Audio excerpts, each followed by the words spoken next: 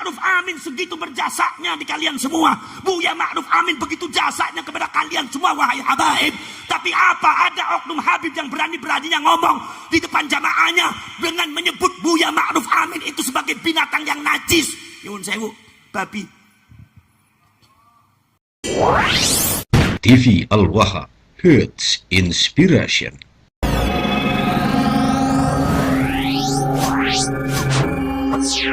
Assalamualaikum warahmatullahi wabarakatuh. Dari kawasan Sejuk Buniwah Kerajaan Kecamatan Bojong Kabupaten Tegal, Jawa Tengah. Inilah channel TV Al-Waha, Hits Inspiration. Kembali lagi bersama saya Bahril Ulum. Sahabat TV Al-Waha, ini adalah foto dari Pondok Pesantren Buntet Cirebon, di mana ada keterangannya pada tahun 1960 pesantren Buntet kedatangan tamu seorang jenderal bernama Jenderal Ahmad Yani yang merupakan utusan dari Presiden Soekarno.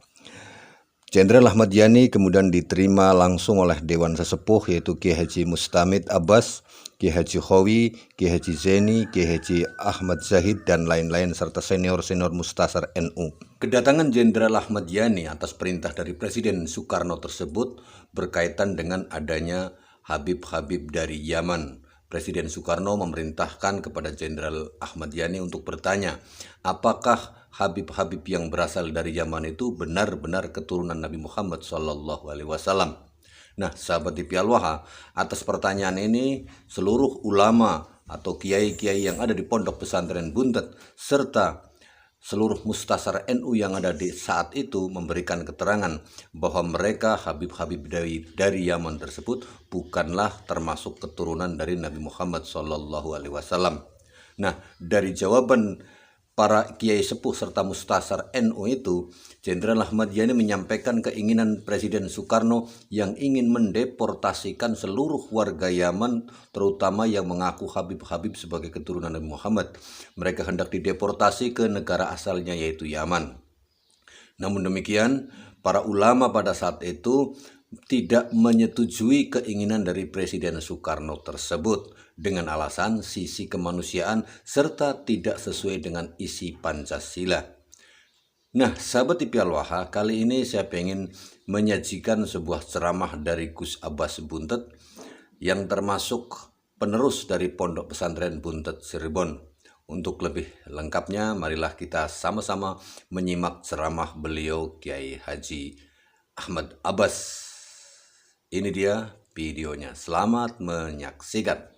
Poros cerek perahu poros dulur, ono sing kadang-kadang Quran ora apal, ngaji nahu ora bisa, mung modale mung pakaian tok, nganggo gamis udeng-udeng gedene seban traktor, tasbihne sekelapa-kelapa, itu sorbane numpuk telu, jenggote nglawir nganti teko ning wudel. Kita nganggo jubah kaya Batman arep mabur. Kadang-kadang ngaku ulama. Kina pembuatan kadang-kadang atas ngatan. Akhirnya karena dia itu memang bukan ulama, akhirnya dia tidak ngerti tentang masalah konteks keagamaan.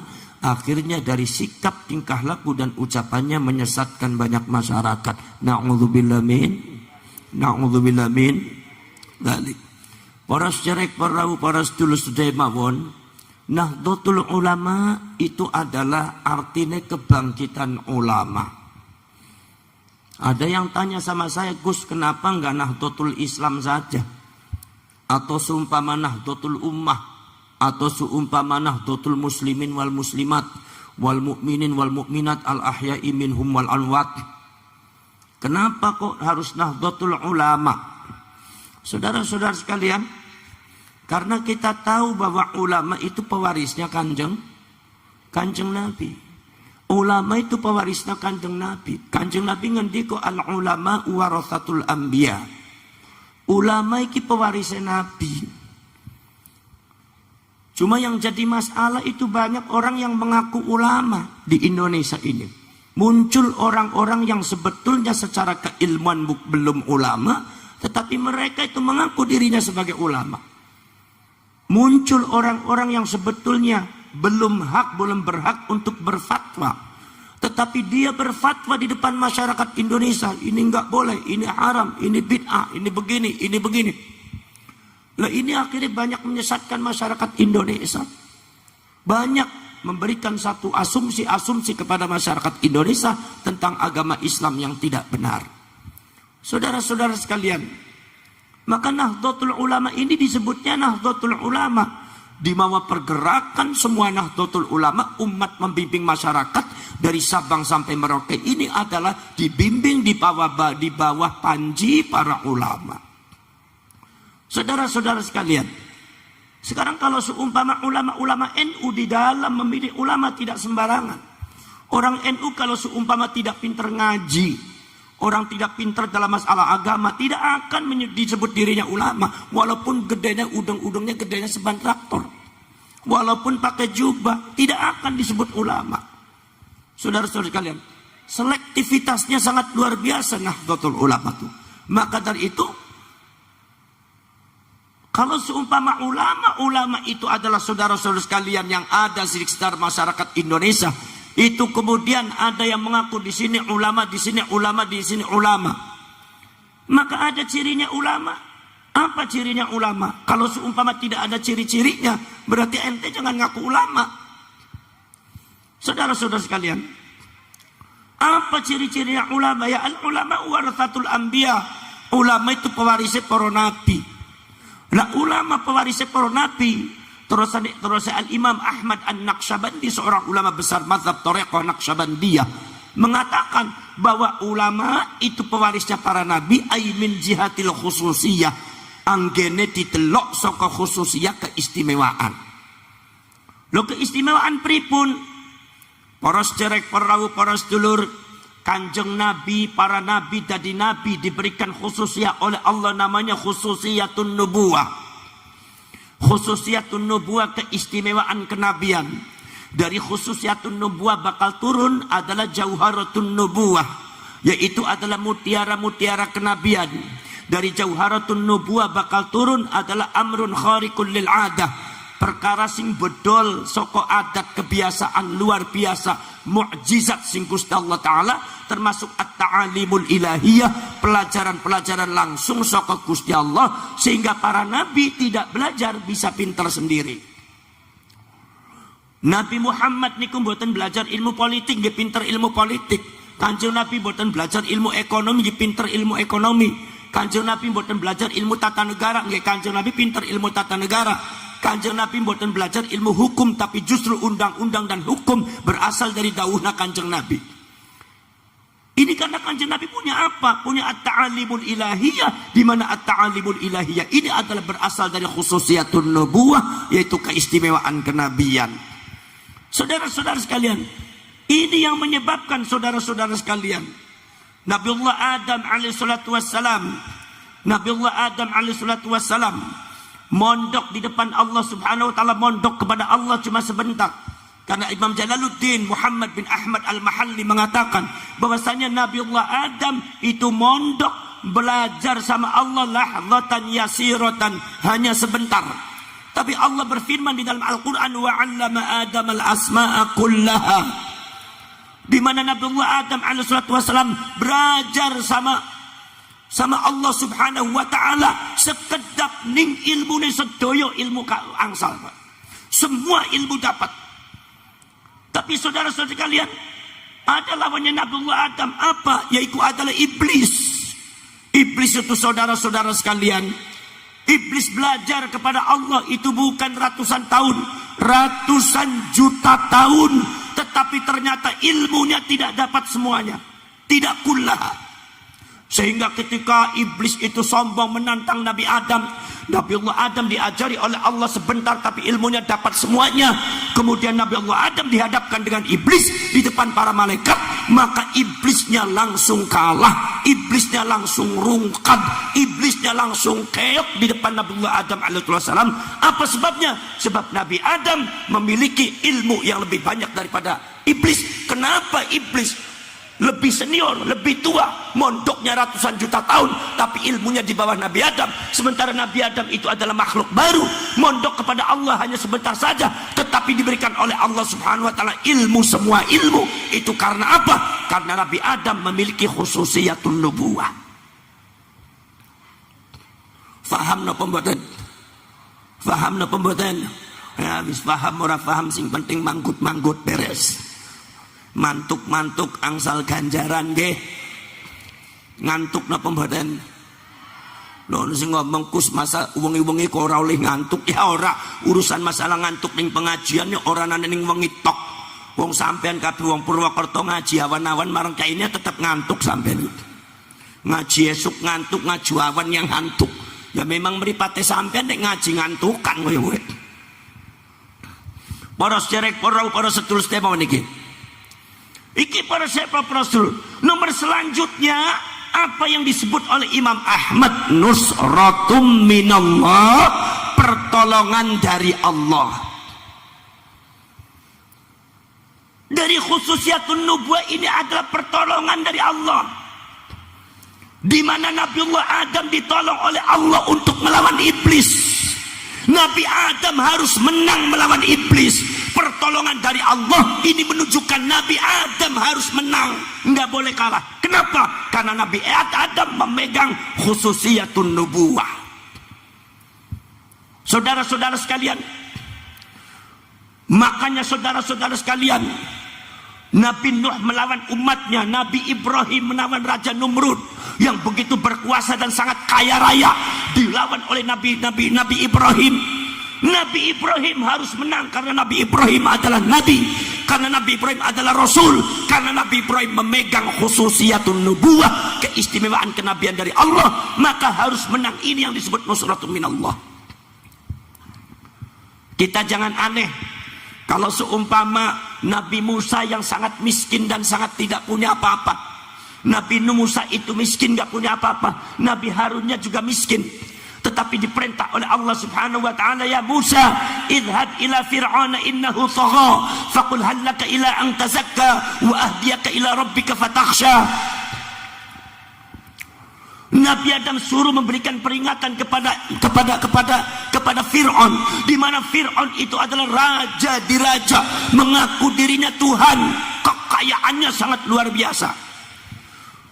Tapi Nabi Musa dan Nabi Harun diberikan tugas oleh Allah untuk meluruskan Fir'aun, untuk memberikan petunjuk kepada Fir'aun, untuk mengajak Fir'aun kepada kebenaran. Subhanallah, saudara-saudara sekalian, terjadi perdebatan, setelah perdebatan itu terjadi peperangan, saudara-saudara sekalian, karena Fir'aun itu adalah tidak memegang khususiyatun nubuwah. Yang memegang khususiyatun nubuwah itu Nabi Musa dan Nabi Harun, maka Allah harus memenangkan Nabi Musa dan Nabi Harun di atas Fir'aun. Ini yang disebut nusratum minallah, salah satu ciri daripada khususiyatun nubuwah, di mana kalau megang megang khususiyatun nubuwah, maka pertolongan dari Allah pasti datang dan pasti menang. Saudara-saudara sekalian, pada waktu zaman dulu, saudara-saudara sekalian, ada, yaitu diantaranya adalah Talut, diperintah oleh Allah Subhanahu wa taala untuk memimpin satu peperangan, di mana Talut itu, saudara-saudara sekalian, innallaha qad ja'ala lakum Taluta malika, wahai Banu Israel, Allah telah mengangkat si Talut itu jadi pemimpin perang, panglima perang. Orang Yahudinya bingung, kenapa enggak dari kami saja. Akhirnya orang Yahudi lihat bagaimana Talut itu. Begitu dilihat, Talutnya tukang angon kerbau, Talutnya tukang angon kambing. Secara harta tidak punya, secara kekuatan kekuatan manusia tidak punya, tapi Talut padanya kuat. Orangnya cerdas. Subhanallah, karena itu sudah dipilih oleh Allah Subhanahu wa taala, saudara-saudara sekalian. Karena Talut itu yang berbicara adalah Allah Subhanahu wa taala melawan Bakhti Nasr, maka Bakhti Nasr itu adalah kekuatan superpower dikalahkan oleh Talut, di mana Talut itu adalah seorang penggembala kambing. Ini kalau Allah sudah kerasain. Saudara-saudara sekalian, Nabi kita, Nabi Muhammad sallallahu alaihi wasallam, Nabi Muhammad itu, saudara-saudara sekalian, perang melawan apa saja menang. Saudara, Nabi Muhammad perang Uhud menang, perang Badar menang, perang Khaybar menang, sampai perang Hunain tadinya mau kalah dimenangkan oleh Allah Subhanahu wa taala. Perang Ahzab menang. Di sana kekuatannya 100.000, Nabi Muhammad cuma kekuatan 30.000, hanya sepertiganya. Senjatanya nggak lengkap, di sana sangat lengkap luar biasa. Tetapi kata Allah Subhanahu wa taala, ya Muhammad, maju Muhammad, akan aku menangkan. Nabi Muhammad di dalam peperangan selalu dimenangkan oleh Allah. Kenapa? Karena Nabi Muhammad memegang khususiyatun nubuwah, yaitu adalah keistimewaan kenabian. Saudara-saudara sekalian, inilah keistimewaan kenabian. Maka Allah mengatakan, walaqad nasarakumullahu fi mawatin katsiratin wa yaum Hunain. Muhammad, yang memenangkan kamu itu bukan umatmu Muhammad. Yang membuat kamu menang itu bukan umatmu, tapi aku yang memenangkan kamu. Buktinya apa? Pada waktu perang Hunain, kekuatan kamu lebih banyak daripada musuh kamu. Kamu punya pasukan 100.000, musuh kamu cuma 30.000. Kamu sudah berbangga-bangga pasti akan mengalahkan mereka. Tapi nyatanya begitu bertemu, kamu kocar kacir, kamu dipukul mundur. Untung berbalik, aku menangkan kamu sehingga kamu menjadi menang Muhammad. Saya hanya memberikan petunjuk kepada kamu Muhammad, bahwa ketika kamu menang, yang memenangkan itu bukan umatmu, tapi yang memenangkan adalah aku, Allah Subhanahu wa ta'ala. Ini namanya khususiyatun nubuwah. Saudara-saudara sekalian, khususiyatun nubuwah, saudara-saudara sekalian, Allah Subhanahu wa ta'ala berfirman di dalam Al-Quran, wa idh akhadhallahu mitsaqan nabiyyina lama ataitukum min kitabin wa hikmah thumma ja'akum rasulun musaddiqun lima ma'akum latu'minunna bihi wa latansurunnah. Kalian, ketika kalian tahu bagaimana para nabi, para rasul dikumpulkan dalam satu tempat dan waktu, tempat dan waktunya jelas bukan di dunia. Kata Al-Imam Sahibut Ta'wil mengatakan bahwasanya tempat dan waktunya disebutnya adalah zamanul arwah, zaman ketika para nabi, para rasul masih berupa roh atau nyawa. Dikumpulkan untuk apa? Untuk dibuat sumpah perjanjian mereka di depan Allah. Untuk apa? Sehubungan Nabi Muhammad akan datang di akhir zaman. Apa sumpahnya? Yang pertama sumpahnya adalah tu'minun nabi. Kalian semua harus beriman kepada Nabi Muhammad. Kata Imam Syafi'i mengatakan, kalian harus mengucapkan 2 kalimat syahadat ketika hidup di dunia. Maka kata Imam Syafi'i mengatakan, kanal anbiya wal mursalun yashhaduna ila Muhammadin Rasulillah sallallahu alaihi wasallam. Para nabi dan para utusan semua bersahadat kepada kanjeng Nabi Muhammad sallallahu alaihi wasallam. Iqrarun bil lisan, asyhadu an la ilaha illallah. Aku bersaksi tidak ada Tuhan selain Allah. Wa asyhadu anna Muhammadar Rasulullah. Dan aku bersaksi bahwa sesungguhnya Nabi Muhammad nanti adalah utusan Allah. Saudara-saudara sekalian, semua para nabi mengucapkan syahadat semua kepada Nabi Muhammad.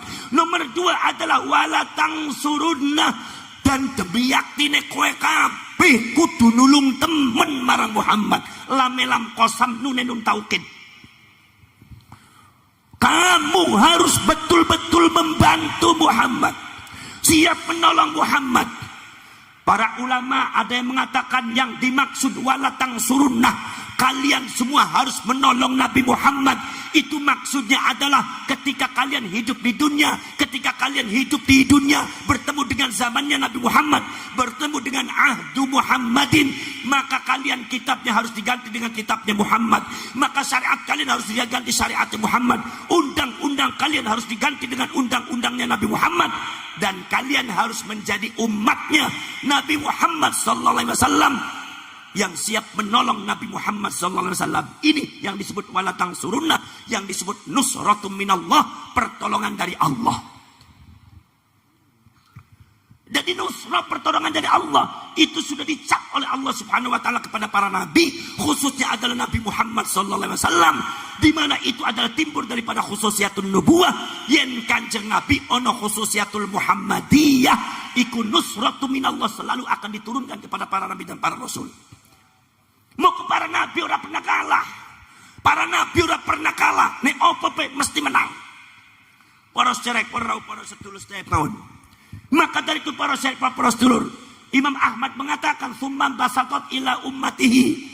Khususiatun nubuwah itu merentek, nyebar kepada umatnya, turun kepada umatnya. Al-insanul mukhtar, manusia-manusia yang dipilih oleh Allah Subhanahu wa taala, yang disebut ulama. Kalau nabi khususiatun nubuwah, kalau ulama namanya khususiatul wilayah. keistimewaan kewalian, keterkasihan kepada Allah, keterkasihan Allah kepada dia, keistimewaan di mana dia orang terdekat dengan Allah. Dari khususiatul wilayah turunlah jauharatul wilayah, yaitu adalah mutiara kewalian.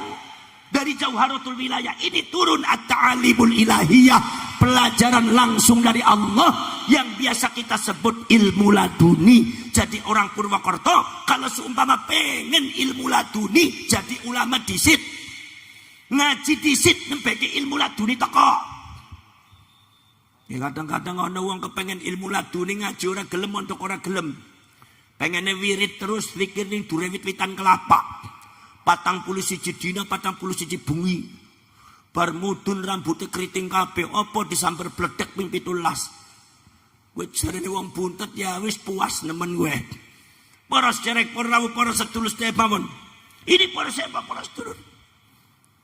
Kemudian ada lagi yaitu adalah al-khirqatus syarifah, keluar biasaan. Nek medal saka nabi rasul disebute adalah mukjizat, nek medale saka para ulama para kiai disebute karamah. Milo Imam Ibnu Arabi ngendika karamatul ulama wal auliya qit'atum min mu'jizatin nabi. Karamahnya para ulama para nabi itu adalah karamahnya para ulama para wali itu adalah percikan dari mukjizatna Kanjeng Nabi Muhammad sallallahu alaihi wasallam. Saudara-saudara sekalian, nomor selanjutnya para sahabat napa? Nusratum minallah, pertolongan dari Allah. Yang panjenengan benar-benar ulama mana yang benar-benar mewarisi Nabi? Gampang ciri-cirine apa? Ulama yang selalu dimenangkan oleh Allah, itu adalah ulama pewaris Nabi. Nek ditelok iku sing menangan temennya ulama NU ki menangan temen. Kenapa badan? Saya lihat itu khususnya adanya di NU, Pak. Walaupun tidak menutup kemungkinan di yang lain juga ada. Tetapi saya lihat di Nahdlatul Ulama itu ada khususnya itu. Apa? Nusratu minallah. Nahdlatul Ulama selalu dimenangkan oleh Allah di Indonesia ini. Nahdlatul Ulama seolah-olah tidak boleh kalah di Indonesia ini. Kenapa? Karena memegang khususiatul wilayah. Karena memegang apa? Nusratu minallah. Ini yang disebut pewaris para nabi. Kata Imam Ahmad, min jihatil khususiyah, mewarisi para nabi dilihat dari segi khususiyah. Masya Allah, saudara-saudara kalian, coba lihat NU niku melawan apa aja menang. Melawan Orde Lama menang. Melawan Mali para sedulur. NU melawan Masumi sing hancur, NU tetap berdiri. Padahal pada waktu Nahdlatul Ulama itu menerima Nasakom, itu maksudnya adalah melindungi Bung Karno dari politiknya orang-orang komunis. Tapi difitnah oleh orang-orang Masumi bahwasanya Nahdlatul Ulama itu adalah mendukung komunis. Mbah Wahab Hasbullah kalau dibuka batuk kepalanya adalah isinya palu dengan arit. Fitnah yang sangat luar biasa. Allah Maha tahu yang dihancurkan oleh Allah bukan NU. Apa? Ya Masumi. Tidak ngoten. Kemudian terus ono PKI. Allah Subhanahu wa taala memberikan petunjuk bagi orang-orang yang menuduh sebelumnya bahwa Nahdlatul Ulama itu mendukung komunis, mendukung PKI. Subhanallah, Allah menunjukkan yang membubarkan PKI, yang menghancurkan komunis di Indonesia itu adalah Nahdlatul Ulama. Ini adalah bukti Allah Subhanahu wa taala, ini adalah menunjukkan kepada orang-orang bahwa NU di mana-mana, kan kapan saja NU harus menang. Makanya kalau orang di NU mesti menangan. Kalau ada kiai nggak ikut NU biasanya kalahan biasanya. Saudara-saudara sekalian, Nahdlatul Ulama saudara-saudara sekalian luar biasa. Nahdlatul Ulama melawan Orde Baru. 32 tahun Pak Harto. 32 tahun Pak Harto. Saudara-saudara sekalian, mengebiri NU, mendiskriminasikan NU, memarjinalkan NU. 32 tahun sangat mengakar saudara-saudara sekalian. Tapi detik ini kita semua sama-sama menyaksikan yang dibubarkan oleh Allah adalah Orde Baru, sementara Nahdlatul Ulamanya tetap berkibar.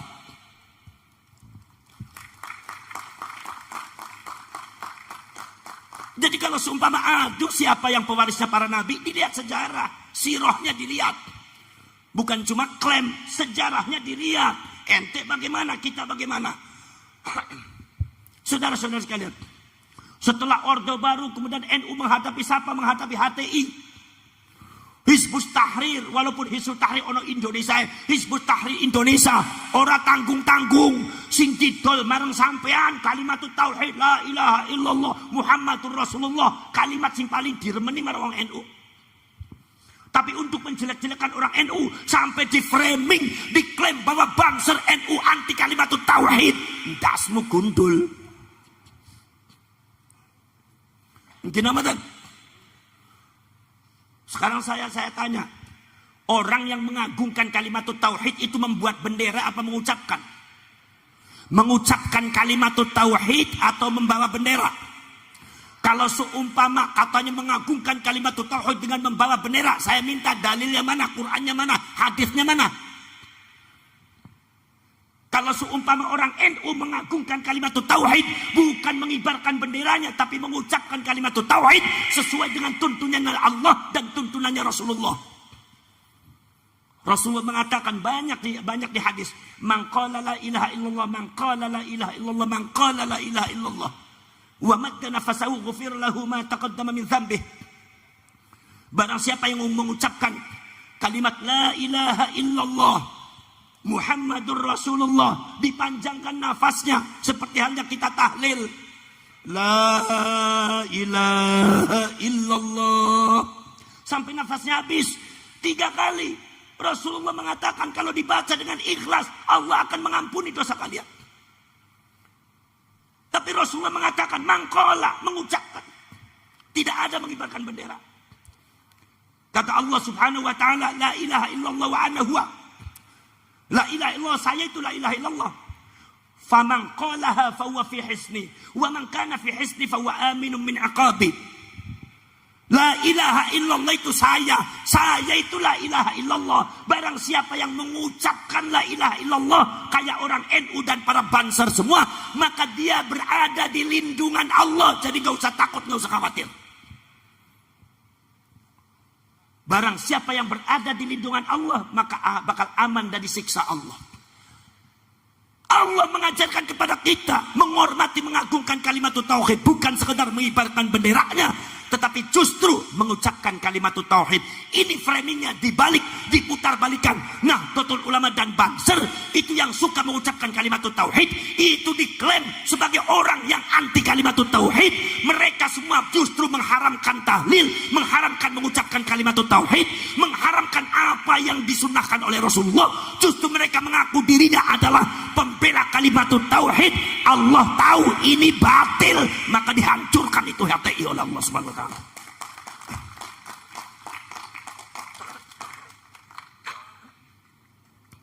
Hancur saudara-saudara sekalian.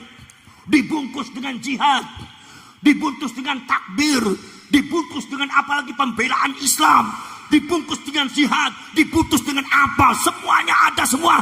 Tapi Allah tahu, Allah tidak tidur, Allah nggak bodoh, Allah tahu mana yang benar, mana yang tidak. Maka itu semua tidak benar, maka Allah hancurkan itu semua. NU tetap berkibar. Laras boten.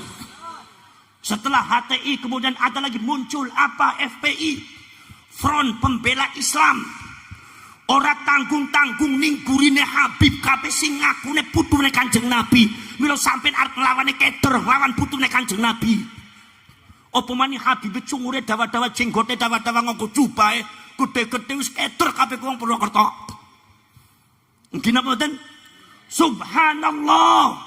FPI, saudara-saudara di belakangnya para habaib sudah mulai mencoba mengutak-utik NU, menjelek-jelekkan KNU, memframing KNU yang tidak benar. Saudara-saudara kalian sudah mulai memisahkan diri daripada Nahdlatul Ulama. Orang-orang NU yang tadinya betul-betul khidmat kepada NU, senang sholawatan, senang tahlilan, dipisah, dibawa ke FPI. Ketika udah masuk ke FPI, akhirnya dia tidak suka lagi kepada NU. Dia kemudian suka mengkritik KNU, suka menjelek-jelekan KNU. bahkan sudah di luar batas tingkah lakunya. Allah Maha tahu. Walaupun di FPI itu ada orang-orang yang mengaku dirinya cucunya Rasulullah, tapi ini tidak benar, ini batil, maka dihancurkan oleh Allah itu FPI.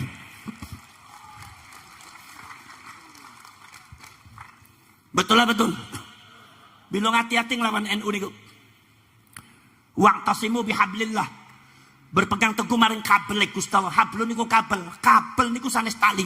Mal farqu bainat tali wal kabel. Apa bedane tali kali kabel? Bedane tali ora ana setrum, nek kabel mengandung setrum. Nah, Nahdlatul Ulama itu mengandung setrum. Nahdlatul Ulama bihablillah, hablun niku panjang, yaiku sanad. Ilmu itu ana sanade. NU niku ilmune duwe sanad. Maca Quran ana sanade kawit gurune nganti Kanjeng Nabi. Maca hadis ana sanade kawit gurune sampai Kanjeng Nabi. Nganti maca kitab fikih kawit gurune sampai muallife. Maca Fathul Qorib, maca Kifayatul Aqyad Muhadzab, sampai maca kitab-kitab tafsir Al-Qur'an, maca kitab nahwu sorof ya ana sanade. Tarekote ning kono zikire ning kono sanade nyambung marang Kanjeng Nabi. Masya Allah, para sahabat, para sedulur, nyambung marang Kanjeng Nabi. Tahlilane nyambung marang Kanjeng Nabi, wiride nyambung marang Kanjeng Nabi, ilmu tafsir Quran bari hadise nyambung marang Kanjeng Nabi, syariate nyambung marang Kanjeng Nabi. Kanjeng Nabi ne saka Gusti Allah. Gusti Allah adalah Allahu nurus samawati wal ard. Gusti Allah adalah cahaya langit dan bumi, pusat daripada setrum yang ada di dunia. Nomor kaping kali turun marang Kanjeng Nabi Muhammad. Kanjeng Nabi Muhammad itu nurun fauqa nur, cahaya di atas cahaya, setrum di atas setrum. Kemudian dibawa, membawa Al-Quran. Al-Qurannya juga nur. Kata Rasulullah mengatakan, inna hadzal Qur'ana hablullahil matin wan nurul mubin. Yang namanya Al-Quran ini adalah kabelnya Allah yang mengandung setrum dan bisa bercahaya. Nur bercahaya mengandung setrum. Dibawa, diturunkan, dibawa oleh malaikat Jibril. Malaikat Jibril khuliqa min nur, diciptakan dari setrum dan cahaya. Turun kepada para ulama, guru-guru kita semua. Sanadnya nyambung muttasil. Di mana kata Rasul, al-ulama umisbahu hadhil ummah. Ulama itu lenteranya, listriknya umat saya. Ulamanya listrik mengandung setrum, Kanjeng Nabi mengandung setrum, Qur'annya mengandung setrum, malaikat Jibril mengandung setrum. Setrumnya saka Gusti Allah, pusat daripada setrum. Ditampini Nahdlatul Ulama, mira sapa bae sing lawan NU, ngelek-elek NU, jungkal bakal disetrum mang NU. Gini apa betul? Para sahabat, para sedulur, makanya saya memahami bahwasanya kalau seumpama ada kiai-kiai NU yang sekarang sedang membahas nasab dan eksistensi masalah ba'alwi atau habaib, ini menurut saya itu karena ada oknum-oknum habaib sing wis ora bener sikape marang NU, kualat marang NU. Gina batan. Saudara-saudara sekalian, aku ngomong wong sing ora bener. Lah seumpama sampean dari habaib sing bener ora usah tersinggung. Nek tersinggung berarti padha bae ora bener ya. Kenapa mboten? Saya lihat fenomena yang ada sekarang itu adalah kelompok oknum-oknum habaib yaitu membenturkan dirinya dengan Nahdlatul Ulama, bahkan memframing KI NU, mengasumsikan kepada masyarakat tentang KI NU ora bener. Contohnya apa? Buya Said Akil dikiranya apa? Dikiranya Syiah. Kadang-kadang disebut Syiah, kadang-kadang disebut liberal. Padahal Nahdlatul Ulama niku mboten Syiah, mboten liberal. Wong iku tawassut, tasamuh, tawazun. Sampun dipun jelasaken ngertos sedaya. Para sederek perawu, para sedulur sedaya mawon. Disebutnya Kiai NU sudah liberal. Wong Kiai NU niku kiai kampung kok. Coba panjenengan tanglet marang kiai ini sampean ning kampung, kiai sampean ngertos napa mboten teng artos liberal? Saya jamin gak ngerti liberal iku apa sih. Iki tapi diposisikan seperti itu. Akhirnya apa? Tujuannya adalah apa? Tujuannya adalah untuk menjauhkan orang-orang dari NU. Sehingga para masyarakat Nahdlatul Ulama yang ada di kampung-kampung, khususnya di kota-kota besar, sudah termakan doktrin-doktrin oknum-oknum habaib sing ora bener, akhirnya apa? Adoh saka NU, berani marang NU, akhlak adabe ora apik marang NU, marang KKI NU. Leres napa mboten? Leres napa mboten? Masya Allah. Sampai para serek para sedulur, ono maning para serek para sedulur, ono sing nyebut Gus Dur iku wali setan. Astagfir. Wis ora kaya kue bae para serek para sedulur iki. Ini oknum Habib sing kadang-kadang cangkem ora bener iki kudu diberesi, kudu dinasehati sing apik urip ning Indonesia ben marem. Gina mboten? Para serek para apa? Bayangkan Kiai Haji Abdurrahman Wahid itu adalah orang yang sangat membela habaib pada waktu habaib ada masalah dengan pemerintah. Kira-kira tahun 70-an niku. Niku sing bela niku adalah sapa? Sing bela niku Gus Dur, sing bela niku napa? Kiai Ma'ruf Amin, wong NU kabeh, tapi bar wis dibela uripe penak jamaah akeh. Bisa-bisane ana oknum Habib sing ngomong Gus Dur buta mata, buta hati. Ini sebagaimana seperti ini? Gina mboten? Napa mboten kualat teng Gus Dur? Gitu. Kiai Ma'ruf Amin yang betul-betul membela di pemerintah. Habib ojo lunga, Habib ora usah dideportasi ana ning Yaman, ora usah. Wis nang kene bae wis duwe anak bojone ning kene. Mbak Yai Ma'ruf Amin segitu hebatnya membela habaib, Gus Dur segitu hebatnya membela habaib, tapi dicaci maki oleh oknum-oknum habaib, dihina oleh oknum habaib. Bagaimana mungkin saya sebagai generasi muda NU orang marah, ninyong orang nyewok salah, ninyong. Ora usah dipikiri melongo apa sampai melongo keter apa melongo ngerti sampai nih. Mungkin apa watan? Mungkin apa watan? Masya Allah. Saudara-saudara kalian, sebetulnya kalian tuh kalau hidup di Indonesia udah enak. Tinggal akhlaknya yang benar, adabnya yang benar. Ada kiai-kiai NU udah dihargai. Jangan suka seperti itu. Sehingga para dulu ada beberapa kota sing anti marang NU, Pak. Anti marang NU, nek wis orang ngintil marang Habib, anti marang NU iku akeh. Masya Allah. Dulu yang namanya anggota FPI pasti menjelek-jelekan NU dan KNU. Tidak mau bareng dengan NU, berbenturan dengan NU. Ini saudara-saudara sekalian, yang terjadi seperti itu, yang terjadi di lapangan seperti itu. Buya Ma'ruf Amin segitu berjasanya di kalian semua. Buya Ma'ruf Amin begitu jasanya kepada kalian semua, wahai habaib.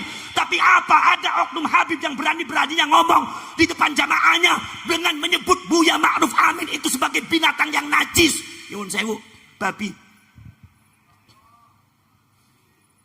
Di depan jamaahnya. Buya Ma'ruf apa? Dibilangnya bukan Buya Ma'ruf, tapi sebut namanya aja. Ma'ruf Amin itu babi, babi enggak, babi. Jamaahnya, babi enggak, babi, babi enggak, babi. Yang saya pikirkan, ini jamaahnya Habib ini senang sholawatan, senang tahlilan. Berarti sebetulnya amaliyahnya NU. Tapi sudah di framing, diciptakan sedemikian rupa. Benci kepada Nahdlatul Ulama, tokoh ulama NU di babi-babi. Dirungkat barang Gusti Allah sampean ke para habaib. Tadi yang terseumpama kiai-kiai nom NU podo nyewot marang oknum habaib ojo ditakoni marang sampean. Sebab tingkah sikap wis kaya kowe. Yang orang ngomong sing ora bener, sing bener, sing ora bener, sing bener tenang-tenang saja sampean. Gini mboten, ora usah tersinggung. Coba para sahabat, bayangkan Pak, di depan jamaahnya bilang katanya yang namanya Ma'ruf Amin itu babi apa babi apa nih babi. Subhanallah. Kiai Ma'ruf Amin, seorang ulama besar NU sesepuh Indonesia, dicaci maki, dihina, diinjek oleh oknum habaib sing ora bener, pinter ora maca Quran ora bisa, maca kitab ora bisa, ngina wong pinter dia. Sebetulnya itu adalah merupakan keprihatinan kita semua. Kalau seumpama Anda ngomong, Gus, kenapa Anda seperti itu? Saya, sebelum Anda bertanya seperti itu, saya tanya dingin, kenapa habaibnya seperti itu? Kenapa dan? Ngaku lagi bengin-bengin orang pernah kayak gini. Tapi angker ning kono deleng, Masya Allah. Sudah sikapnya sudah sangat luar biasa. Saudara-saudara sekalian, lebih mengejutkan lagi saudara-saudara sekalian. Maka dari itu saudara-saudara sekalian, ada lagi oknum Habib. Habib ini udah bosan maca kitab ora bisa. Manaknya masih anak muda, maca kitab ora bisa. Maca Quran ora bisa. Nyebutaken kiai dengan anjing, dengan babi, dengan anjing, dengan curut. Masya Allah. Ini saya tanya kepada kalian. Kalau mereka dibimbing oleh oknum-oknum habaib sing ora bener kaya kowe, rakyat Indonesia hancur apa tidak? Hancur apa tidak? Akhlaknya hancur apa tidak? Moralnya hancur apa tidak? Hancur sampean. Saya takut kepada anak cucu saya akan hancur nanti. Masya Allah, luar biasa. Saudara-saudara sekalian, saya mendapatkan ada orang di antara dalam satu daerah. Begitu ada oknum Habib datang, itu majelis-majelis taklim yang ada di masjid-masjid yang diisi oleh orang NU. Ngaji kitab Ibnu Athaillah As-Sakandari Syarhul Hikam, ngaji kitab Fathul Qarib, ngaji kitab I'anatul Talibin, ngaji kitab Nasihat Diniyah, ngaji kitab Irsyadul Ibad, ngaji kitab Ihya Ulumuddin. Itu begitu oknum habaib datang, katanya ada yang merentah dari sesepuhnya, itu untuk ngurusin masyarakat. Akhirnya pengajian yang ada di daerah itu, yang Kiai NU-nya diganti sebuah dan oknum habib. Sing kadang-kadang oknum habib orang bisa ngaji. Jare wong kaya kowe. Hari ngaji doktrin terus, mari kita mencintai Ahlul Bait. Sing nyintai Habib insyaallah mlebu swarga, ndasmu. Wong sing tadi Habib ora mesti mlebu swarga kok. Kenapa betul? Masya Allah. Ini saudara-saudara yang kita hadapi itu, Pak. Kenapa rakyat ini tambah rusak mentalnya? Kenapa masyarakat zaman sekarang itu tambah kasar? Kenapa? Sebab ada yang ngajari. Ngundang Buya Said namanya saja si Said. Mumbang Buya Ma'ruf si Ma'ruf. Ngundang memanggil Buya Mustafa si Mustafa. Subhanallah, ini adabnya kemana? Kalau untung kalau ente sendiri, lah ente punya jamaah, 1000 jamaah punya ente bakal hancur akhlaknya menghadapi orang NU itu. Akhirnya muhibbinnya manggilnya si semua hancur napa mboten? Hancur napa mboten? Hancur napa mboten? Mereka semua hanya menghormati habaib, tidak mau menghormati NU. Tidak menghormati kiai-kiai selain habaib. Ini ajarannya sapa ki? Ajaran apa doktrin ki? Jadi saudara-saudara kalian, nomor selanjutnya saudara-saudara sekalian ki, klaim yang harus kita perhatikan. Saya hanya mengingatkan kalian masyarakat Banyumas, hanya mengingatkan kalian. Selanjutnya terserah panjenengan. Wong niki tanah-tanah panjenengan, tapi ini ada oknum habaib sing kadang-kadang ngeklaim tanah Madura adalah tanah yang diciptakan untuk habaib. Tanah Pasundan atau dari Murai Pamempek sampai Garut sampai Tasikmalaya adalah tanahnya habaib. Saya bukan fitnah, buka YouTube-nya ada. Sampai ada yang mengatakan bahwasanya yang namanya Jawa itu bintu Tarim, anaknya Tarim. Tarim adalah milik orang-orang ulama-ulama dari Yaman. Saudara-saudara sekalian, milik ulama dari Yaman diklaim semua punya Yaman, punya Tarim, punya habaib. Ada lagi mengklaim bahwasanya Indonesia Raya yang buat adalah Habib. Nah, Nahdlatul Ulama yang buat adalah Habib, bukan Mbah Hasyim Asy'ari. Ada yang mengatakan Mbah Hasyim Asy'ari itu pada waktu mau membuat NU meminta izin kepada Habib, jadi otoritasnya ada pada Habib. Ini pembelokan sejarah, ini sangat bahaya ini. Sudah mengklaim ngajari orang apik, mengklaim angker sumpah, mengklaim untuk tujuan kebenaran orang pati dadi masalah. Ini tujuannya malah justru ngamplungi kayak NU. Saya kira titik poin daripada pembedahan nasab itu dari situ. Rungkatnya itu dari situ. Kenapa? Hilangnya sebagian daripada oknum habaib takzim kepada Nahdlatul Ulama, dan Allah tidak suka, Rasul pun tidak meridhoi, makanya dirungkat. Allah mengutus pasukannya untuk merungkat. Saudara-saudara sekalian, ada lagi saudara-saudara sekalian yang mengatakan bahwasanya kalau seumpama orang itu, kalau seumpama Ngaji sama Habib satu walaupun bodoh lebih mulia daripada ngaji sama kiai 70 kiai walaupun alim. Saya mau tanya, kalau ngaji sama Habib, Habibnya bodoh, saya mau tanya, ngaji apa? Kalian ngaji Quran sama Habib, Habibnya nggak bisa baca Quran. Bisa baca Quran tapi nggak bisa tajwid. Ngaji apa? Dipikir pakai otak yang pinter orang Banyumas. Saudara-saudara sekalian, ada lagi saudara-saudara sekalian, banyak lagi. Lagi-lagi oknum Habib, lagi oknum Habib lagi. Saya hanya memonodorkan kepada kalian realita yang ada terjadi di negara kita seperti itu. Kalau seumpama saya tidak menceritakan, salah saya. Karena ini sangat berbahaya, jadi kalian harus tahu. Urusan kono oknum Habib ora seneng, ora apa-apa, seneng ora seneng itu urusane nyok. Harus diwaspadai. Ini mengklaim-klaim ini. Ada yang mengatakan bahwasanya Indonesia tanpa Habib, Indonesia tidak akan mengerti pangeran, Indonesia tidak akan mengerti Tuhan, Indonesia tidak akan mengenal Kanjeng Nabi Muhammad SAW. Indonesia masih menyembah pohon. Oh no, oknum Habib sing cangkeme rewel kaya kiye. Ini jelas kadzab, pembohong. Habaib datang abad ke-19, cerita yang benar. Kalau nggak pengen dimarahin sama orang, kalau cerita yang benar. Habaib datang abad ke-19, yang mendatangkan adalah Belanda. Bukan saya benci, bukan. Apa? Ini memang realitanya Belanda yang mendatangkan. Habaib datang abad ke-19. Di situ sudah ada Mbah Hashim Asy'ari, Mbah Hasbullah, Mbah Ahmad Dahlan. Saudara-saudara sekalian, pada waktu Habaib baru menginjakkan kakinya di Indonesia, orang Indonesia sudah masuk Islam. Ratusan tahun Indonesia sudah punya kerajaan Kesultanan Demak Islam. Indonesia sudah memiliki kerajaan Mataram Islam. Indonesia sudah memiliki kerajaan Pajang Islam. Indonesia sudah memiliki Mojopahit Islam. Indonesia sudah memiliki Kesultanan Cirebon Islam. Indonesia sudah memiliki Kesultanan Banten Islam. Indonesia sudah memiliki Samudra Pasai Islam. Indonesia sudah memiliki Ternate Sultan Babullah Islam.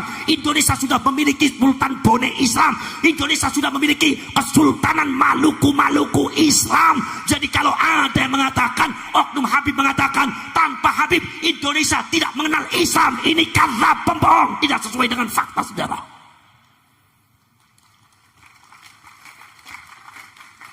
Ya jadi digoroi terus, weh.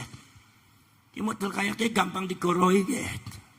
Asal irunge dawang nganggo jubah, bar keturunane 89 ngaku putuhe Kanjeng Nabi irunge blesek-blesek, ya orang asing percaya ya. Poros dulu. Ini saudara mengklaim.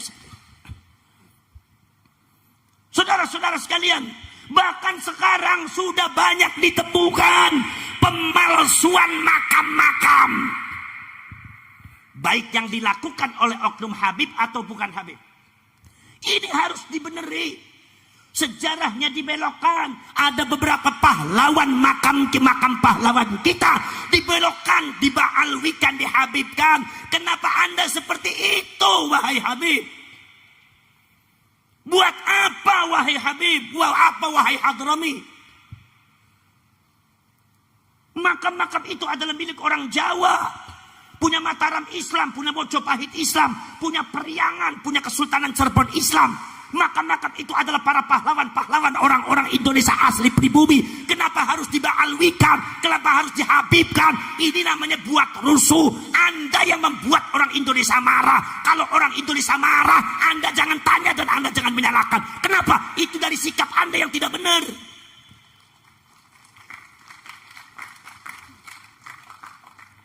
Mulai dari Sumodiningrat sampai Banyong, Syarif Abdul Karim, Panembahan Girilaya yang jadi menantunya Mataram Islam dikubur wonten dumateng Imogiri Jogja. Niku sudah dibaalwikan menjadi Al-Qadhi bin Yahya. Padahal itu adalah termasuk anaknya, yaitu Sultan Muhammad Tajul Arifin, Syarif Muhammad Tajul Arifin bin Syarif Hidayatullah. Beliau itu adalah bukan Habib dari Yaman, tapi beliau adalah seorang syarif dari Hijaz. Sing nurun ke buntet. Ulang geruang Purwokerto ngundang Nyong Habib ya bingung. Kadang-kadang sampai ora bisa ndeleng irung dawa sih, langsung Habib terus. Padahal ku abanyong banyong orang nana sing diceluk ke Habib, diceluk ke nopo sedoyo Syarif kabeh. Mbah Soleh ya Syarif Soleh, Mbah Mutaat Syarif Mutaat, nganti Mbah Muqayyim ya Syarif Muqayyim. Bin Mbah Nuruddin Syarif Muridin bin Syarif Muridin. Bin terus sampai terus Syarif Abdurrahman. Ono jalanan yang Cirebon jalan Syarif Abdurrahman ke Banyong. Syarif Ali ya Syarif. Nganti tokoni Syarif Abdul Karim Panembahan Giriloyo ya Syarif. Termasuk Syarif Tajul Arifin Muhammad Tajul Arifin atau kadang-kadang disebut Muhammad Arifin. Niku adalah Syarif bin Syarif Hidayatullah bin Syarif Abdullah sedoyone Syarif. Orang nana wong Purwokerto ziarah ning Cirebon nyong arep ziarah ning Habib Hidayatullah orang nana nyong kapine Bunda Syarif Hidayatullah. Itu menunjukkan bahwasanya Banyong niku ora sak nyaman tapi sak Hijaz. Gitu? Dari Hijaz panggilnya Syarif. Saudara-saudara sekalian. Lah ini saudara-saudara sekalian. Makam-makam palsu ini dibuat oleh oknum-oknum Habib semara benar. Nyotokaning berbas pada laporan Gus nyuwun sewu Gus, iki ono oknum Habib niku gawe makam sing ora bener Gus. Kayaknya palsu Gus. Ya wis moko disit urusin dingin Laskar Sabilillah dingin. Urusin dingin kono kebangkitan Wali Songo. Insyaallah ben kaya kowe kok diurusi kabeh. Nek sumama sing palsu-palsu dibongkar bae. Di Probolinggo itu ada 4 makamnya dibongkar oleh masyarakat. Dibuat oleh oknum Habib yang tidak benar. Apa sih? Kata oknum Habibnya mengatakan bahwa ini adalah makamnya wali kutub. Habib ini bin ini 4 makam. Begitu ada tesisnya masalah tesisnya Ki Imaduddin, masalah yang berkaitan dengan nasabnya para habaib kok orang nyambung marang Kanjeng Nabi, isu masalah pemalsuan makam, masyarakatnya bergerak. Kata masyarakat mengatakan, jangan-jangan ini makam ini juga palsu. Karena apa? Karena yang membuat adalah oknum Habib dan saya lihat dulu tuh nggak ada makam di situ, adanya pesawahan. Akhirnya masyarakat lapor teng kuwe lapor teng Kapolsek. Ngurutuk sedaya dugi sedaya wonten dumateng makam niku. Akhirnya gegeran ribut kali penjaga makame, kuncen makame disingkirakan. Akhirnya masyarakat bareng-bareng bongkar makame. Pas dibongkar sedaya 4 dibongkar diketuk ternyata ora nana isiye. Aku pengen takon iku oknum Habib gawe makam palsu ki maksudnya apa? Pertanyaan ini adalah mewakili daripada masyarakat Banyumas. Leres nama badan. Maksudnya apa? Gawe makam palsu? Jawab maksudnya apa? Arep mengklaim bahwa tanah Jawa milik Anda? Tidak bisa. Kinang badan. Masya Allah. Di Indramayu kemarin di Indramayu ternyata ada beberapa makam yang sudah terkenal, diduga itu juga palsu karena kesaksian masyarakat. Dulu tanahnya rata nggak ada makam. Termasuk di Kerawang juga bangunannya sudah mewah, bahkan mungkin kalau dibangun itu ratusan juta, bahkan mungkin miliaran. Ini proyek yang sangat besar. Ini sudah terorganisir dan tersistematis. Jadi Anda sebagai anak bangsa tidak boleh diam.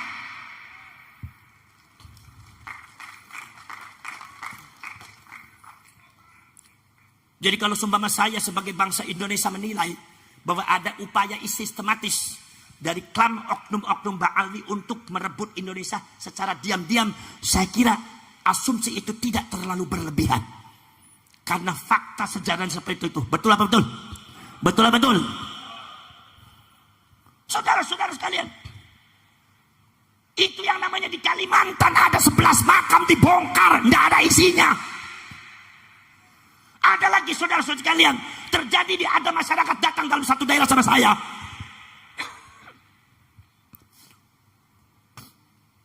Dulu dia termasuk bagian daripada tim pencari kuburan. Alasannya apa? Mencari syuhadanya Hizbullah. Begitu mencari syuhada Hizbullah, kata orang itu mengatakan kalau mencari syuhada Hizbullah bagusnya mendekatkan diri kepada sesepuh. Ini yang tahu adalah sesepuh dengan kiai. Begitu diarahkan sesepuh dengan kiai, itu timnya nggak mau, pengen bergerak sendiri. Akhirnya dia coba masuk menuruti, ternyata yang dicari bukan syuhada Hizbullah, tetapi yang dicari makam-makam tua yang sudah dikenal, tiba-tiba sudah ada dimakamkan, diberikan nisan, ditulisnya Habib ini bin ini al ini. Saya tanya, apa itu bukan kejahatan? Jawab. Kejahatan apa bukan? Anda sebagai anak bangsa tidak boleh diam, wahai Banyumas.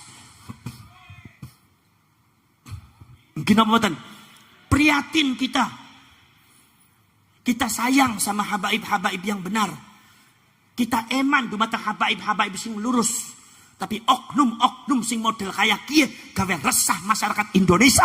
Oknum sing model kia memiliki satu kejahatan yang sangat membahayakan rakyat Indonesia dan termasuk membahayakan bangsa Indonesia, kita sebagai bangsa, bukan sebagai rakyat saja.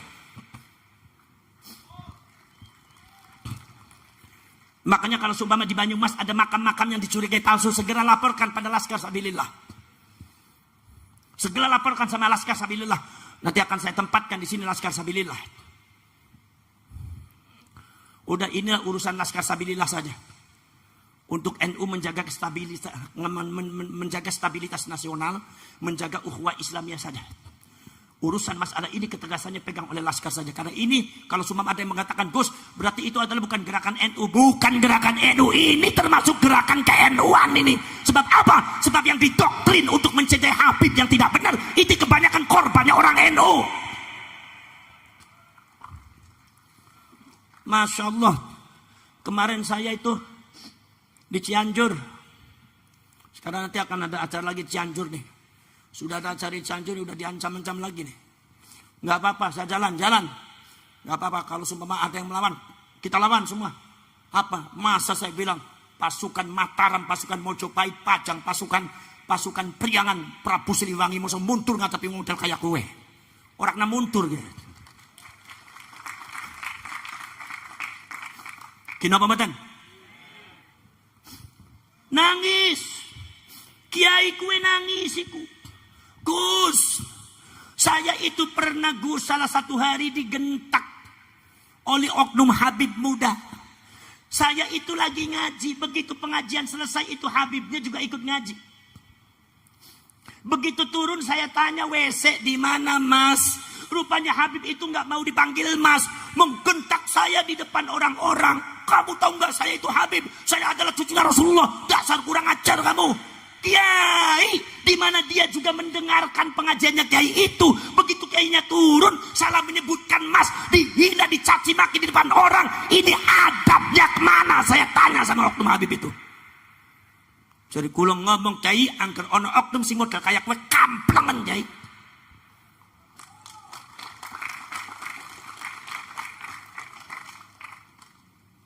So, angker anak sing nyewot majuan ngaku nyewot saiki. Gina mboten? Model kayak kue dibela marang sampean, bela apa ya sampean? Gina mboten? Jadi saudara-saudara sekalian, masalah yang berkaitan dengan nasab yang diajukan oleh Kiai Imaduddin itu sebetulnya adalah bukan masalah Kiai Imaduddin.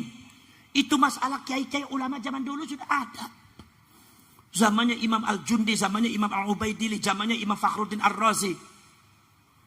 Ada oknum habaib mengatakan itu adalah Fransina Syiah semua, Syiah semua. Saya tanya, kalau mengatakan ente itu Syiah semua, ente punya dalil kitab Ahlus Sunnah wal Jamaah mana? Ditanya dalil orang bisa, ngele-ele. Saudara-saudara sekalian, dan ternyata dibahas tuh teman-teman sing nyambung. Yang saya tahu pada waktu pertemuan di Benda Krep, itu yang dibahas itu bukan sekedar satu judul, dua judul. Pertama pokoknya adalah 19 judul kitab nasab, dan pada akhirnya satu-satu terus turun, akhirnya menjadi 200 judul kitab lebih. Itu namanya ba'alwi mboten nyambung. Nyuwun sewu ninen sentang riki wonten Habib. Apa sebab? Sebab itu kenyataan realitas seperti itu. Kalau menurut saya, sudahlah. Habaib itu enggak usah pamer-pamer ngerasa dirinya cucunya Rasulullah gitu, enggak bagus. Barangkali memang enggak benar, akhirnya tanggung jawabnya besar depan Allah. Betul betul. Udahlah, jadi orang bertakwa, jadi umatnya Rasulullah itu kita sudah bangga, sudah syukuran. Dulu zamannya Wali Songo, putra-putranya Wali Songo, anak cucunya Wali Songo, sama Anda juga dipalsu-palsu dulu. Kalau yang memalsu-malsukan ada, oh Putra Wali Songo itu palsu, Habib palsu, cucunya Kanjeng Nabi palsu. Kan yang memalsukan Anda. Tapi kan dari Wali Songo kan diam saja, nggak apa-apa. Kenapa? Karena diterima. Kenapa? Karena yang kami banggakan bukan kita sebagai nasab, kalau nyambung kepada Rasulullah, tapi jadi umat Kanjeng Nabi pun bangga, pun senang. Leres nama betul. Leres nama betul. Milo kepengenane Putra Wali Songo niku tidak terlalu berlebihan, tidak terlalu tinggi, tidak terlalu dhuwur. Apa? Wis diaku dadi umat Kanjeng Nabi nyong wis syukuran. Mino di palsu-palsu sama ente diem aja. Kenapa sekarang ternyata nasabnya kalian itu ternyata nggak terbukti, ente marah-marah? Untuk apa mengaku-ngaku jadi cucunya Rasulullah, untuk apa?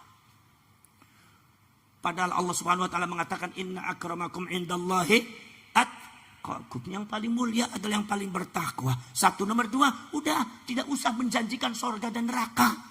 Ini saya nih, saya beri masukan. Tidak usah menjanjikan kepada orang ini mencintai saya pasti masuk surga, pasti masuk neraka. Dari mana Anda? Makanya orang tuh banyak ngaji, hadisnya dibaca. Jangan cuma ngomong nih kalau kurang ajar sama agama. Ngomong sembarangan masalah agama.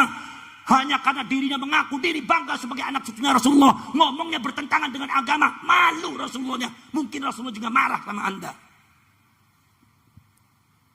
Rasulullah satu hari di kedatangan Jibril. Rasulullah bertanya, Jibril, ini suara apa Jibril? Kata malaikat Jibril, ini suara neraka jahanam. Waduh, begitu mengerikan. Iya. Kalau neraka jahanam sumurnya ada berapa? Tingkatan sumurnya ada 7. Yang pertama untuk siapa? Yang pertama untuk ini. Yang kedua untuk ini. Ketiga, keempat, kelima, keenam untuk ini. Selanjutnya Rasulullah bertanya, ya Jibril, kalau sumur jahanam yang ke-7 untuk siapa? Jibrilnya diam. Nggak mau jawab. Kenapa? Karena Jibril tahu Kanjeng Nabi sangat sayang sama umatnya. Pasti kaget. Akhirnya kata Rasulullah, ya Jibril, kenapa engkau diam? Katakan Jibril, tidak apa-apa Jibril. Buat siapa Jibril? Sumur nomor 7 ini Jibril buat siapa? Malaikat Jibril mengatakan dengan nada bergetar, ya Rasulullah, sumur nomor 7 ini adalah untuk umatmu yang berbuat dosa.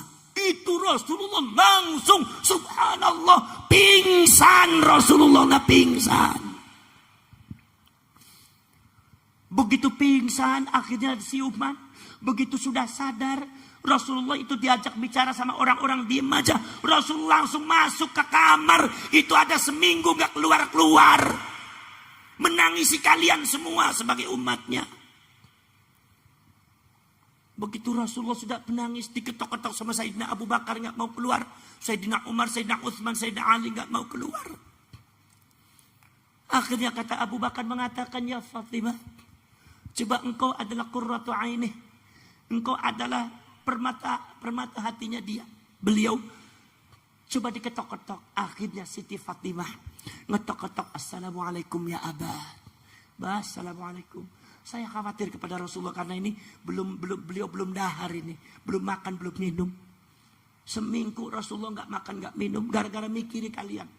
Yang kadang-kadang kalian dimintai patungan mulutan aja susah sekali wong Purwokerto.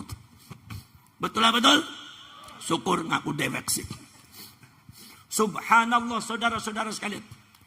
Begitu Siti Fatimah itu ketok-ketok, Rasulullah tahu ini yang ngetok-ketok adalah permata hatinya beliau. Keluar Rasulullah badannya kurus. Keluar Rasulullah sallallahu alaihi wasallam itu adalah wajahnya lusuh, matanya sembam kayak habis menangis. Kata Siti Fatimah, ya Abi, mayubkika ya Abi.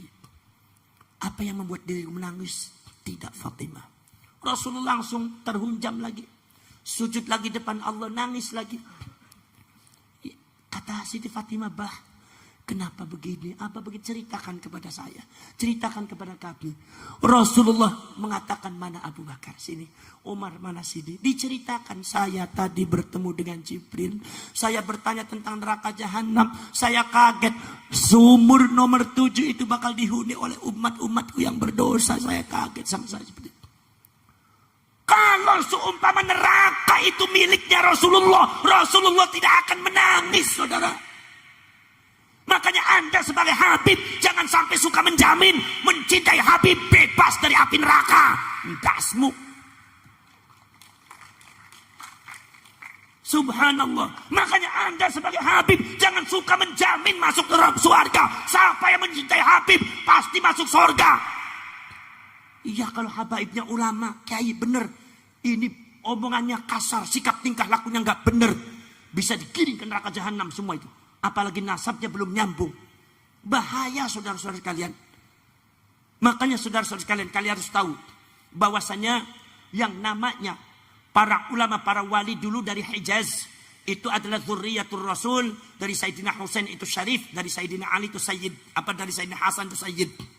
Nah itu saudara-saudara sekalian, itu diantaranya adalah dakwanya adalah ijra'u nutfatin nubuwah, yaitu adalah dakwanya adalah mengalirkan darah kenabian kepada orang-orang lokal. Itu Syarif dari Hijaz kawin dengan orang Purwokerto, Syarif dari Hijaz kawin dengan orang Banyumas, kawin dengan orang Pakalongan, kawin dengan orang Jawa, kawin dengan orang Madura, kawin dengan orang Sunda, kawin dengan orang Sumatera, kawin dengan orang Aceh, kawin dengan orang Maluku. Makanya begitu keluar, itu akhirnya jadi darahnya darah Maluku, darahnya akhirnya menjadi orangnya adalah orang pribumi, orang Jawa. Tetapi ingat, di dalam dirinya ada darahnya Rasulullah. Walau kanat irunguhum blesekan wa kulituhum buseman. Jangan dilihat bahwasanya mereka itu tidak ganteng, irungnya blesek, sebab di sini sudah ada yang framing. Tuh lihat. Orang-orang yang mengaku cucunya Rasulullah, kiai-kiai ditampilkan, itu adalah tampangnya busem semua. Begitu tuh lihat, adalah cucunya Rasulullah yang asli, wajahnya glowing. Orang yang semacam ini adalah Abu Jahal. Sayyidina Ali pernah sakit hati gara-gara ada yang mengatakan, Sayyidina Husain, ya Husain, kamu cucunya Rasulullah tapi kok nggak pantas sih? Kenapa kamu nggak lebih ganteng daripada si A? Tuh si A tuh yang lebih pantas dari cucunya Rasulullah. Sementara kamu tuh tidak ganteng. Gantengnya kalah sama dia. Yang pantas dari cucunya Rasulullah adalah dia, bukan kamu. Sayyidina Ali nya ngamuk-ngamuk. Nggak boleh seperti itu. Yang namanya cucunya Rasulullah nggak boleh dilihat dari ganteng tidak ganteng. Saudara-saudara sekalian, subhanallah. Jadi apa yang terjadi sekarang sejak zaman dulu udah ada. Makanya saudara-saudara kalian tidak usahlah menjamin banyak seperti itu. Ini saudara-saudara kalian, manakala ini saudara-saudara sekalian sudah di framing Indonesia itu adalah milik mereka, kemudian pahlawan-pahlawan Indonesia milik mereka, apalagi ada makam-makam palsu milik mereka.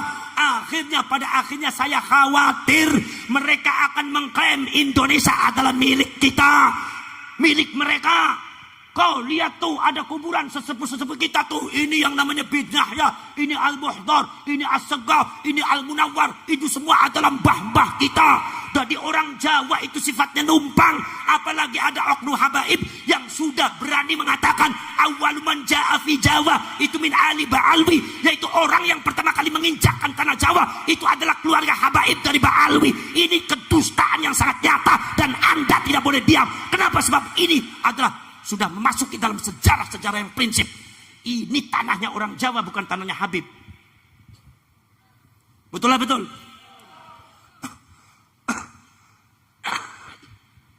Subhanallah. Saya tidak mengatakan kalau yang namanya Habib itu adalah Yahudi. Walaupun ada pakar genetika yang mengatakan seperti itu, bahwa gen mereka adalah bukan Arab tetapi Yahudi. Itu pakar genetika. Kalau mau protes sana sama pakar, jangan sama saya. Saya hanya membandingkan satu kejadian fenomena yang ada, dan itu real nyata. Kulo ngomongnya sing real mawon, sing katon ning mata mawon, sing ketinggal teng mripate kulo sekali panjenengan. Apa sih? hati-hati jangan sampai seperti Israel. Zionis Israel menguasai Palestina pertama kali adalah membuat makam palsu. Ini Anda harus tahu nih. Di pinggirnya Masjidil Aqsa ada 300 makam palsu lebih.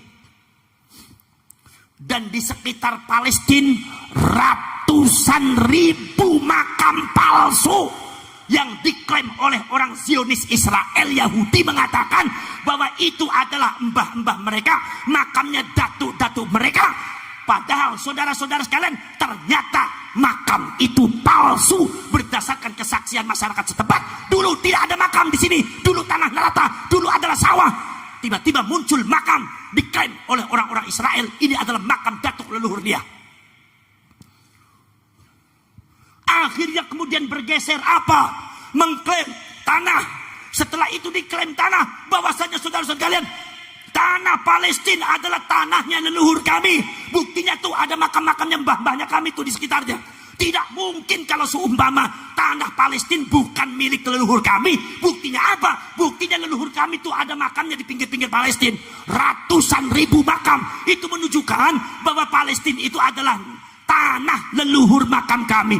Akhirnya bergeser bahwasanya Palestina adalah tanah yang dijanjikan oleh leluhur kami untuk kami, bukan untuk orang Palestina. Siapapun yang numpang harus diusir. Mereka mengadakan gerakan dibantu oleh Zionis yang ada, Zionis Israel yang ada di Amerika, yang ada di Inggris. Itu orang Palestina dihancurkan, itu orang Palestina disingkirkan, diusir dari tanah kelahirannya dari tahun 70 sampai sekarang belum selesai. Saya mau tanya, Anda ini sebagai bangsa Indonesia mau seperti itu terjadi di Indonesia? Jawab yang lantang. Anda sebagai warga negara Indonesia mau itu terjadi di Indonesia? Jawab. Apakah kalau saya bicara seperti ini saya kejam sama habaib? Tidak. Apakah saya benci kepada habaib? Tidak. Anda oknum habaib, hentikan itu semua. Baru saya akan berhenti. Kalau Anda tidak berhenti, sampai kapanpun akan saya kejar sampai kemana tuh.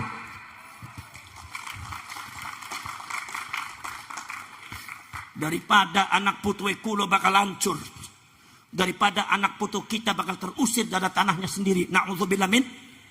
Klaim sejarah sudah ada, klaim makam sudah ada. Kemudian contoh-contoh yang batil dari oknum mereka merebut masyarakat. Saya itu kadang-kadang bukan berarti enggak seret, bukan. Ada haul Gresik, Habib ini bin ini al ini. Sebetulnya di Gresik kan ada Maulana Malik Ibrahim Gresik. Itu wali yang aslinya.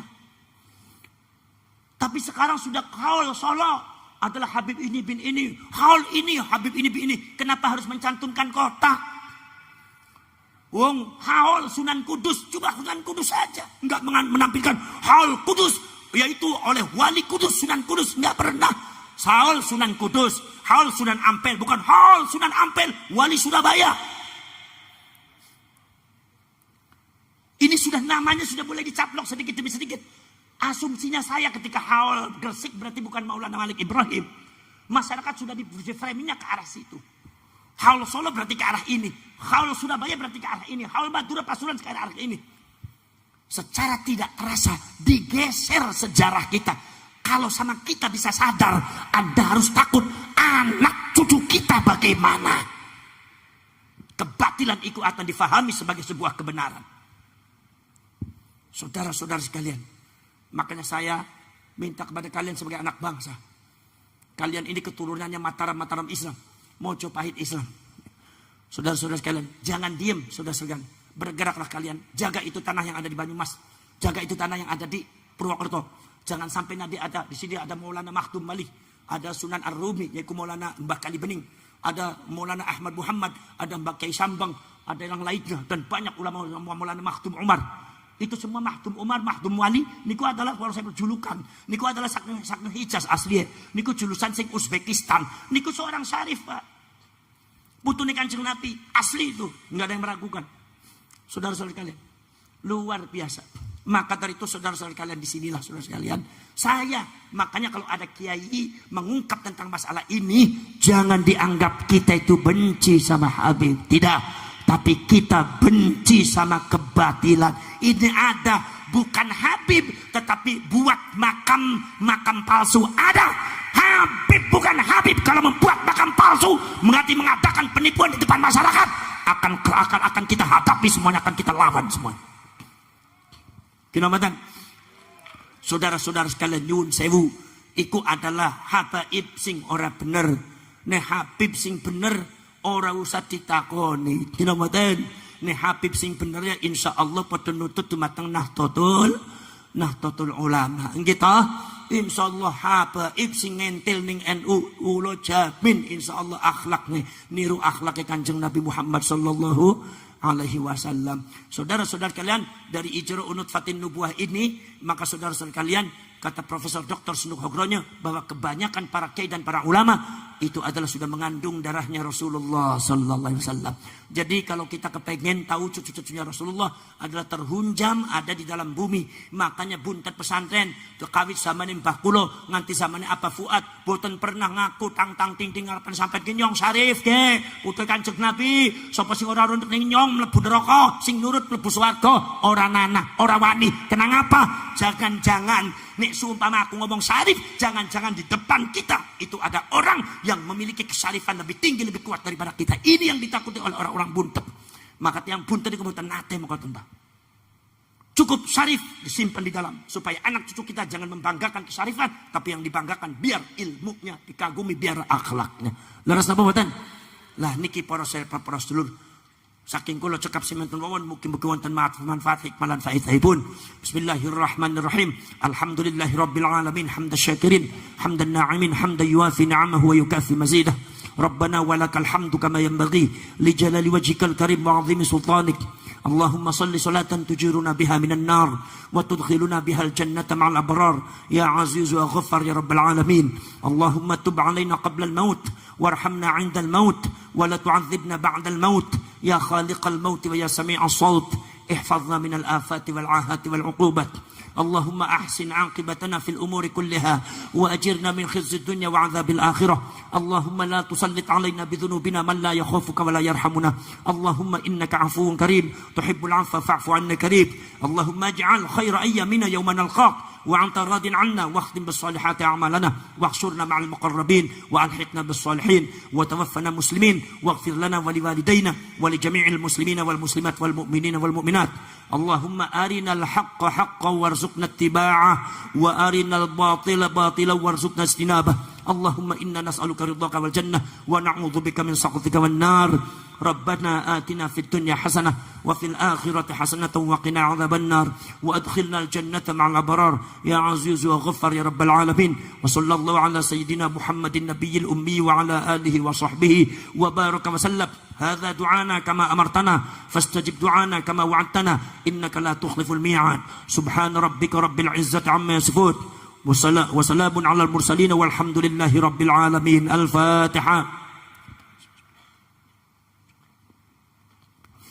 Mari kita ucapkan merdeka, merdeka, merdeka, merdeka, merdeka, merdeka. NKRI harga mati. Ada kebatilan dilawan, lawan apa diam, lawan. Wassalamualaikum warahmatullahi wabarakatuh.